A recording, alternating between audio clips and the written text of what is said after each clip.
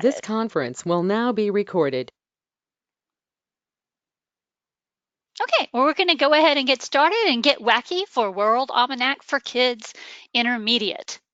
And what I wanted to show you first is the difference between World Almanac Kids and World Almanac Kids Elementary, which you can see here on this first slide. You can find it from our A to Z list where they're both listed, or you can get it from our grade level middle school all the way at the bottom there. Just wanted to tell you that we've kind of added the intermediate ourselves. The actual title for this resource is World Almanac for Kids, but we just wanted to distinguish the two. And there is a lot of crossover. Actually, we had advertised it's grades 5 through 8, but truly it could even be 4 through middle school as far as some of the content areas that you will see. So what I want to show you first are the teacher resources. I want to tell you about this piece first because this is a rich, robust group of resources that you can use with both the content in World Almanac for Kids and also just to print and use your own handouts or encourage your teachers to do the same. If you're in a public library, obviously these are going to be great supplements too. If you notice kids are working in different topics and areas for them as well.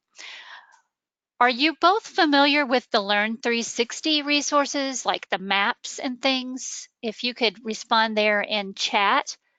Within the Learn 360, the reason I asked that question is Learn 360 is primarily videos, but it also includes a lot of interactives and printables as well.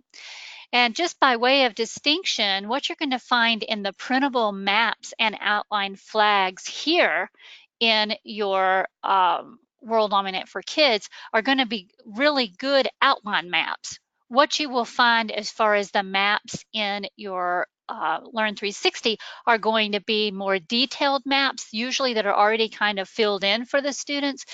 So this is a great place for you to go to actually have them interact and, write in state capitals, write in, capitals across the world, countries, etc.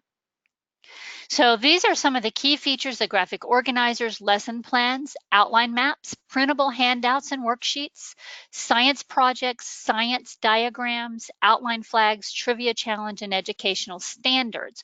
You'll see they're located where the red circle is on the actual screen. I always like to get started with slides first so that you can see what all is available, and then we can actually do some demo searching live as well. These are a couple of examples of the printable handouts. They are in PDF format. They're going to be across the gamut of the topics that are available in the World Almanac for Kids. So there are two main ways that you can search. I'll take that back. Two main ways you can browse. You can browse by topic if you already know what topic you're interested in. Usually that's the case for students, but sometimes not. If they're asked to report out on a topic and they're, in that first stages of trying to determine what that topic will be, this is a very visual list of featured topics. And you'll notice here that if they click on View All, which is at the top right-hand corner, they're going to actually get a list of every topic that is here. So again, they can start by browsing topics. If they already know that they want to do a particular topic, of course, they can do that as well. Once they click on a topic, and we're just going to use one as an example. Here, we're going to use the theme of biomes as an example, but they can browse by topic this way, or they can also start by browsing by a particular format, either by videos, games, and kind of going back that direction. That is often most used by you, the media specialists, the librarians, and the teachers, because you may be looking for a key video just to highlight a unit or a topic that's being explored. So we're going to select biomes here. And when you do that, you're going to see when we go live here in a moment, you're going to see that there's even more information on the screen than this, but this kind of focuses your attention. What you're seeing along the left side are the introduction to biomes, deserts, all the different types, grouped by what are deserts, what is the geology of deserts, the life in the desert. So you notice it's a very consistent um, aspect of each one of these types of biomes on the left. On the right, notice since we've now selected that subject, all the fun facts, videos, games, and puzzles are also related to that topic that we selected. So it just really packages everything and puts it there for students to explore it very easily. So the informational text that they will get if they click on any of those that we saw on the left-hand side of the previous screen, they're going to be able to get a full article and usually an image or images as well that go with the article. You aren't able to see this entire article, but along the bottom, they actually break out all the different types of biomes. Again, the deserts, the grasslands, etc. But for each article, you're going to find a read aloud online that has a downloadable MP3, which you see just below the questions here. Um, um, on the what are biomes section. You can share these as colleagues by email or by sharing to Google Classroom. So you can share these informational text articles. You can print them out, and you can also save to the folder on the actual info-based software for World Almanac if you choose to do that.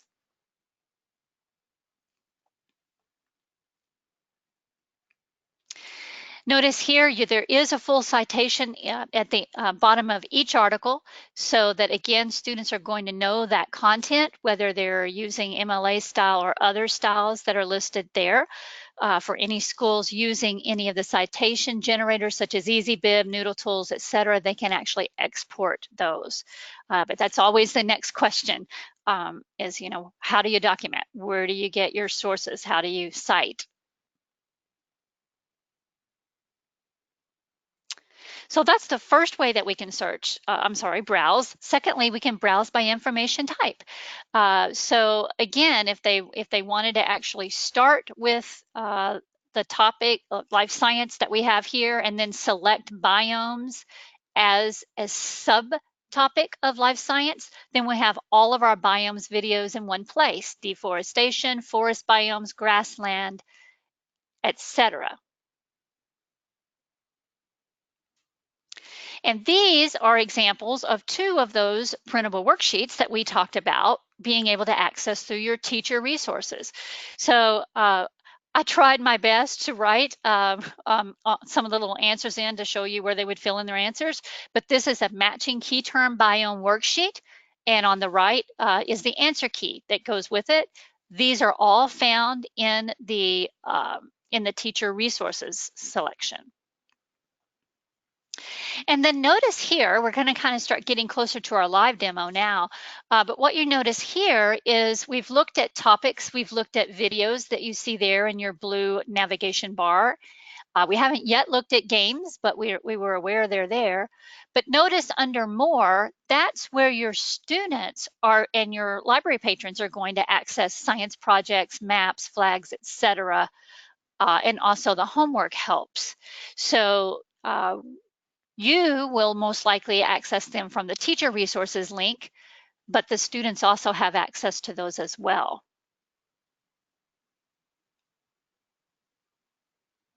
So some of the applications that you can use World Almanac for Kids are group projects, unit planning by teachers, curriculum coordinators, student projects where they're having to maybe report out on different aspects or create their own PowerPoints or do hands-on kinds of projects, reading of informational text, background knowledge, fast facts, and then comprehension activities where you can have them read sections or read or even pull up the information and work the worksheet or the handout that goes along with that. So this is pretty much the end of the slide portion of of this, and we're going to go ahead and go now and go live into our World Almanac for Kids. And this is a great opportunity for you to ask questions. Again, if there is something that comes up, perhaps you all are working on a particular unit um, and you do have questions, certainly put those out there for me. So I'm going to go ahead and access today by the A to Z list and just click on the letter W to get there quickly, but it's really useful for you all out in practice to sort of guide your student to that grade level first and sort of keep them corralled in the area that you're going to be focusing on there. So I'm going to go ahead and go to our database and pull it up, and now you're going to be able to see all of those pieces as they are live that I sort of called out separately for you to be able to focus on there one at a time. And I am going to, let me see if I can, yeah, I think I'll just try to move that piece. So you'll notice when you first access this, there's always going to be a today's feature. There's always going to be a little quiz, did you know kind of quiz piece there on the right. So these are great. This is a great database to be used when students have their own mobile devices, Google Chromebooks, etc., to work on and kind of just enjoy having fun with it as well. Notice on the right, we have explore resources, video, games, science projects, etc. The current birthday months for each month, they always highlight that feature. And then across the top, as we said before, you can go directly into topics, videos, etc. And the students can search directly. So to this point, I've only really shown you the browse options, but they can also go in and search directly on a topic or on a key term. So if they're looking just for minerals, for instance, we can go in and type in minerals, just do a basic search such as that. And then once the student clicks on minerals there, or if they're wanting to identify them or do something more specific, they can do that as well. They can just click on the highlighted section and then have a breakdown of their topic and their article, and again, have their citation information. I do not believe you can hear this through our software today, but I'm going to click on the read aloud. Just to show you here that you can play that out loud in class. They can play it if they really need to have, sort of they comprehend better with a read aloud. And then also, you can actually download the MP3 of that as well. And I'm going to just click, let me see if I can move up a hair to show you when I showed you on the sort of can screen, the share piece that's right above the information, this is where you could email the link to a colleague here. If you know they're working maybe on another topic, or especially you librarians that have already had teachers asking about a specific piece, you can email that. You can also share it to the Google Classrooms, and that's something that the teachers can take advantage of there. And then obviously you can print it out as well.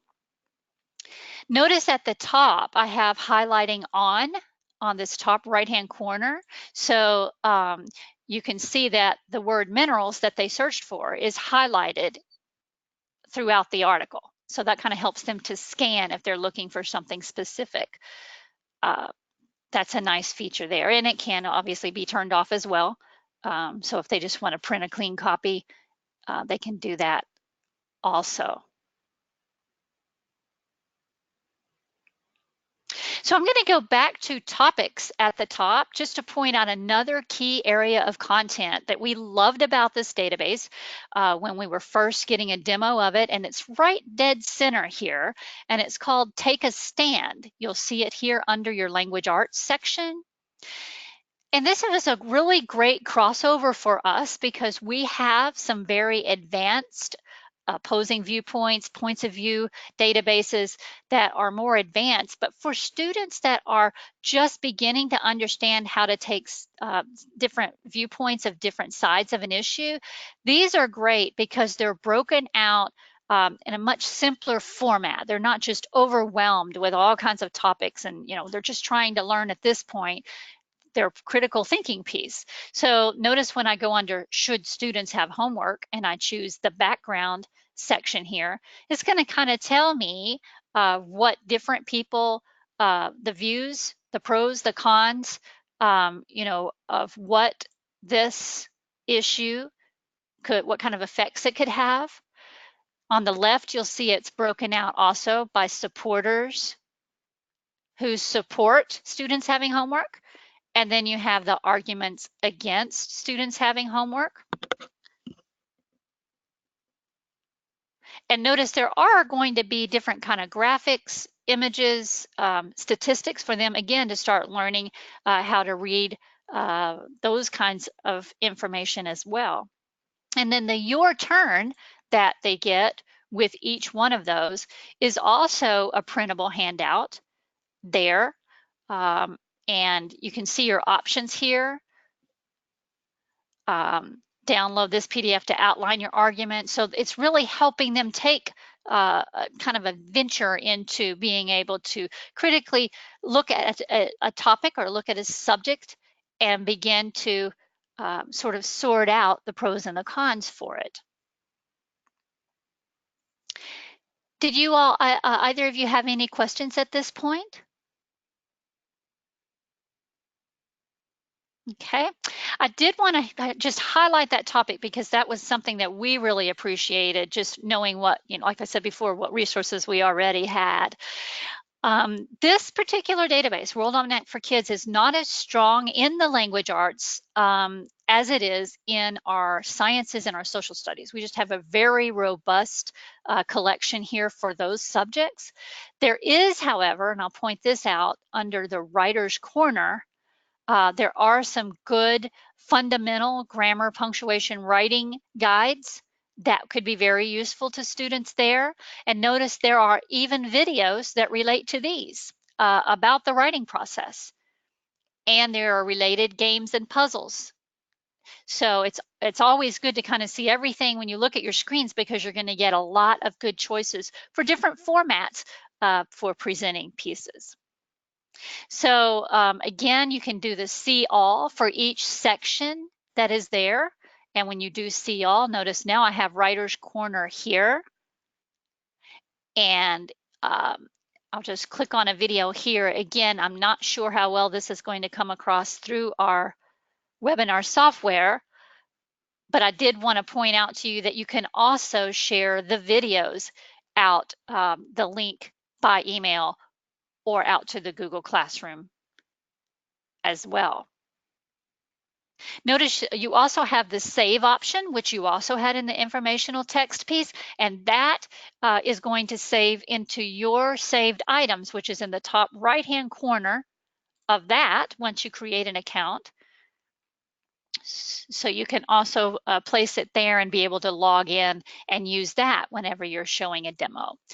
Julie, let's see. Oh, great, great, great. Please do share. We really want to share these out. We are trying to get really get people excited about it and get some usage going there. So you can see that we have those options at the bottom. And notice there are citations for every video as well. So if students were to pull it up and show it in during a presentation, they can't get off the hook. They're also going to need to cite videos that they incorporate into their projects. So we haven't looked at games very much. I'm going to pull up the games section for you now to see. These, again, are very good if your students have access to mobile devices or even in the library if you want to show them some of these games as well. So they feature one that will come up whenever you first enter. They also have these broken out by subjects as well. So if we click on math for an example here, You can see we have bowling pin math, cash out. There are some games that really make them, decide how's best to use their money. Um, Factor family reunion. So a lot of these are fun. Notice there are some that are actually tied to sports, like we had the bowling. Here's the home run derby math, etc. So these are also very useful for teachers to incorporate in class. For media specialists, when you're working on a particular unit or topic, or supplementing something that's going on in the classroom.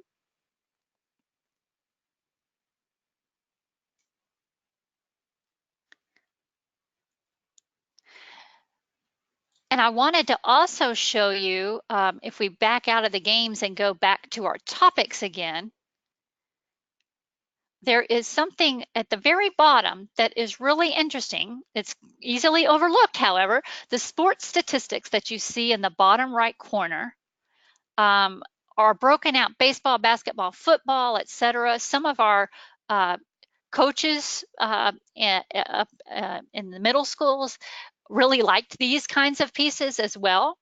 But you can see there are videos on basketball drills and layups. So if you want to try to really market these to your coaches in sports, and just to the kids that are really into a particular sport, these are some really great learning pieces for them too, to enjoy learning something that they're really interested in.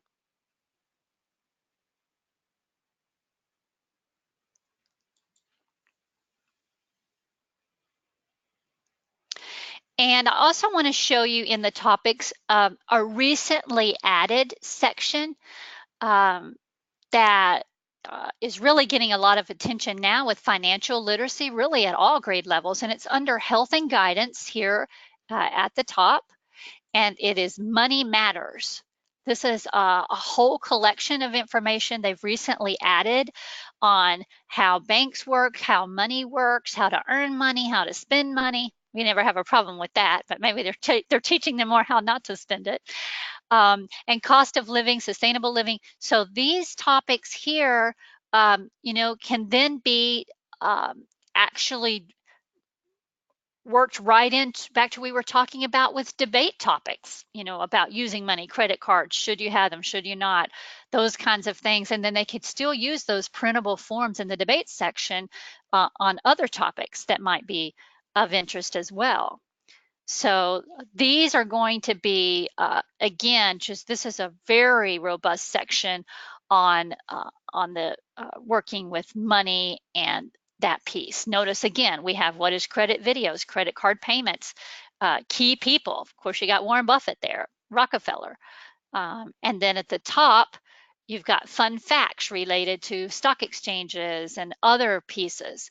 So that's kind of in addition to your typical um, subjects of social science, language arts, etc.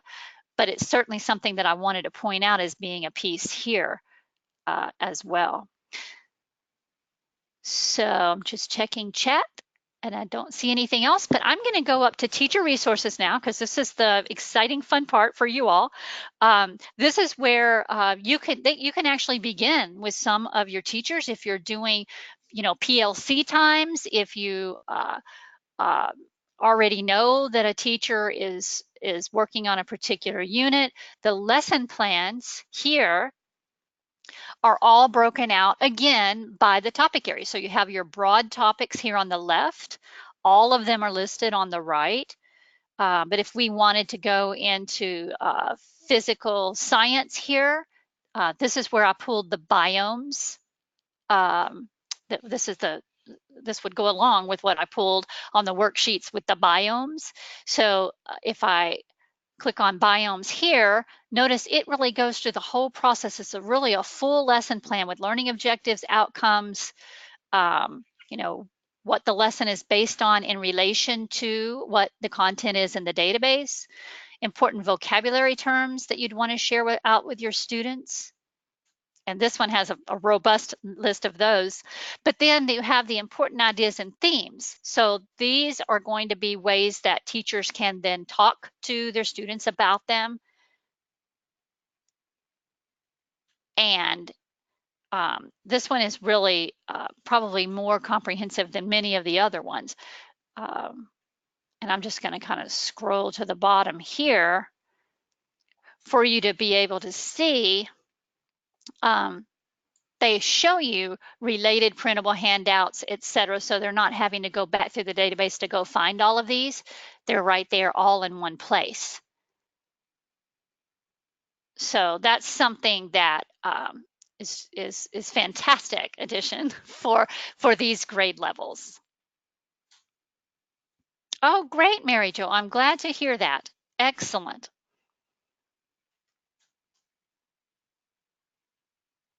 So notice you can actually go, I scrolled through to show you everything, but on the left there are the headers that can kind of take you there more quickly as well. So you have that piece that you all would have to work with. And then the more that I mentioned before also have the science projects, maps, and flags that you find in teacher resources here.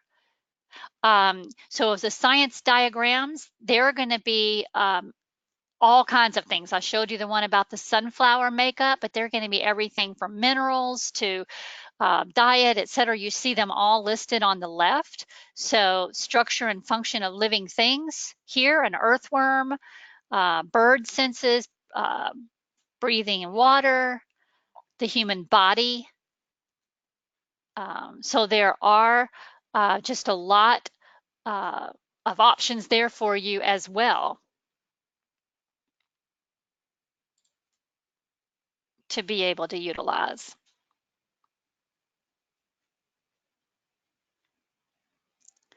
So one more look at the teacher resources. The graphic organizers, there aren't really as many of those. I'm just going to try to go back. I think my screen is frozen here.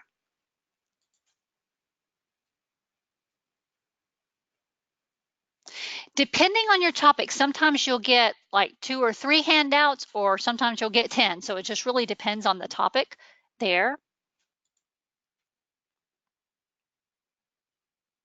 But within the outline maps and flags, I did want to point out something specifically to you, and that is I had a teacher ask me, do you have just an outline map of the world itself and not just these individual countries? And the fact is that you do. I'm just going to click on world here, but notice they're all in alphabetical order by country. So where you're going to find that world map is all the way to the bottom of the list because it is in alphabetical order, and it does take them a bit to load. But I just wanted to make sure you knew that those are there. It's just sort of embedded alphabetically if you're looking for that. So if you're looking at the 50 states outline maps with the capitals, et cetera, there, again, you would want to be able to see the entire United States map there in alphabetical order.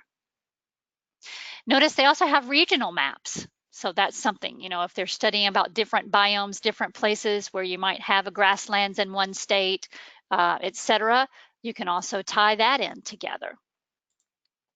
Okay, so it looks like we are straight up at 4 o'clock. Just wanted to check one more time with both of you to see if you have additional questions or if there's something that you would like for me to elaborate on more at this time.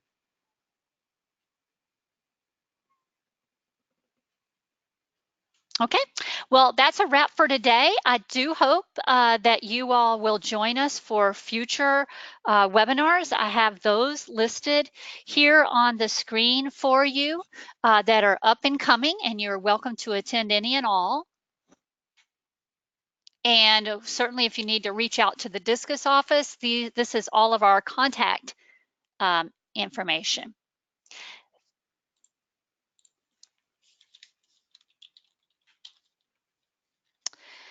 Okay, thank you very much and hope to see you next time.